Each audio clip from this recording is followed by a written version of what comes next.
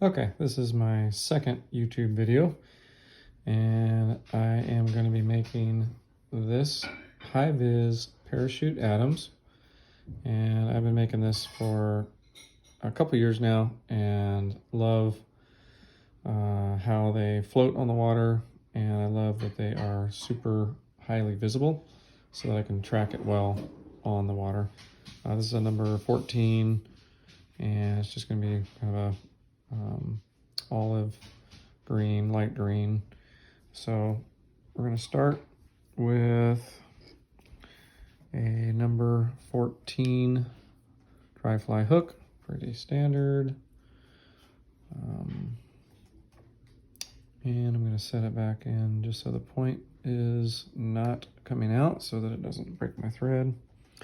And I am using this Danville's 210 waxed Flymaster Plus, it says. So anyway, pretty typical start. Put your line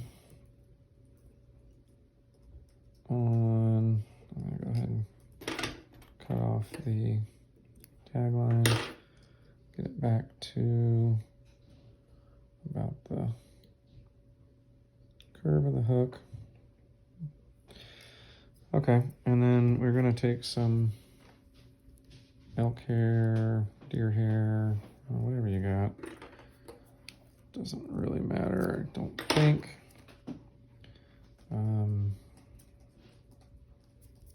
We're just going to get a clump of that. And I'm also going to add some sparkle in there. I'm just going to go ahead and lay this on real quick just to hold it. Oh boy, that didn't work good. Sorry, I pulled it out. Okay, so I'll pull that back a little bit to try to get it to the desired length, which honestly, I've made them all different lengths and it doesn't seem to be any great difference in performance. I suppose you don't want it too long, but it counterbalances it too much. So I'm going to put a little bit more on here. Okay, so I kind of like that. I'm going to get a little bit of sparkle just because, hey, if the sparkle attracts a little bit more attention, if the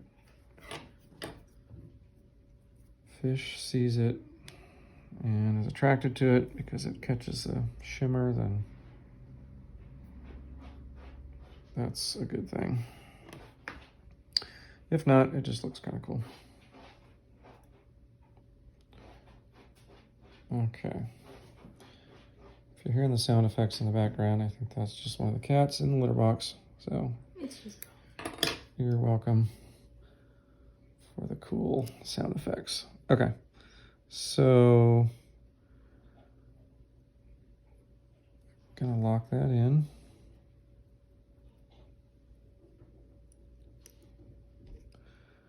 And I'm gonna trim this just a little bit. Okay, again, just to get the sparkle. And then I'm gonna cut this off. And I'm going to go ahead and wrap that down.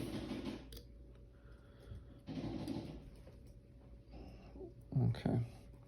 All right, so I'm going to leave the thread right, about 1/8 of an inch from the eye here.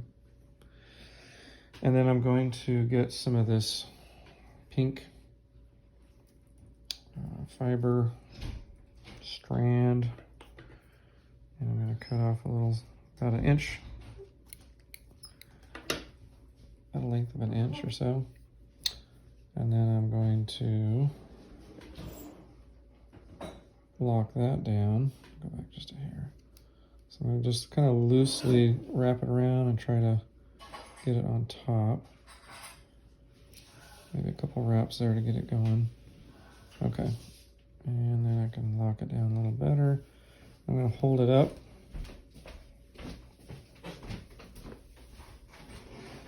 And my family is no respecter of my video new budding career that's taken off here like lightning speed.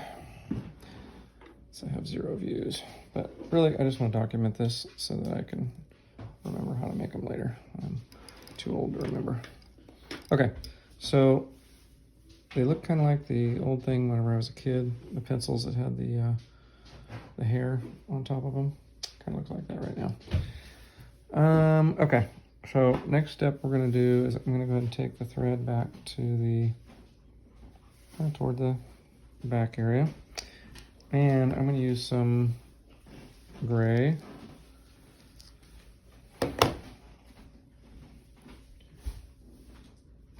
dunning, and people probably use wax for this. I just kind of use wet fingers, and it works halfway decent. Okay, so I'm going to go ahead and start from the back and work my way forward. I'm sorry, I'm not doing a great job on this one. Try to keep the pink out of it, but not that it really matters, but okay. So again, I'm just kind of want to get a body made up here. I need a little bit more. Just a little bit more. And what I like to do is kind of go back and forth over around the post to kind of make the body a little bit fat there in the abdomen. Whether the fish can really tell the difference, I have no idea. But I can say that this pattern has been very successful in the streams that I like to fish up in the Sierras here in California. So this is, I think I'm going to stop right about there. It feels about right. Okay. And then what I'm going to do is I'm going to take some hackle here. This is some grizzled hackle. And I'm going to put it, I want to get the right side up. I like the darker side up and the lighter side down, so that whenever, at a later step, when you go around, it will kind of splay out downward. So I'm going to go ahead and lock this in. Try to get it on both sides of the post locked in. Good. Okay. And then I can go ahead and start wrapping it again. If you have the shiny side up, then it will kind of, the feather will bow downward. Now, as in my first ever video, as I said, you could probably critique my technique like crazy, and feel free to, I guess, in the comments. But this technique that I'm using has worked, so I can't argue with success. Now, probably someone would do this a heck of a lot faster than I do, but I'm not really in it for production. I'm in it just to make myself flies to fish with. Okay, so what you're going to see now, probably you've never seen anyone do, because it's pretty unconventional, I believe. But since I have a really hard time making a whip finish up at that little point without getting all the